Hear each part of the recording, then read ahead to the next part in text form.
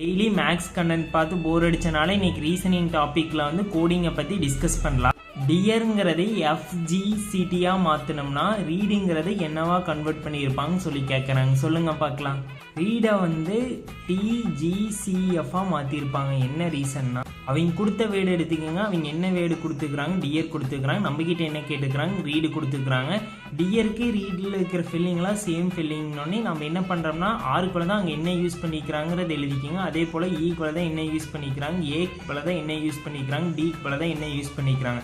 Same வேர்டாக இருந்துச்சுன்னா இந்த மெத்தடை யூஸ் பண்ணி அரேஞ்ச் பண்ணி எழுதிக்கலாம். அதே சேம் வேர்டு இல்லாமல் இருந்துச்சுன்னா என்ன பண்ணுறாங்கிறத சொல்கிறேன். டியர் வேர்டை FCGTயா மாற்றிக்கிறாங்களா?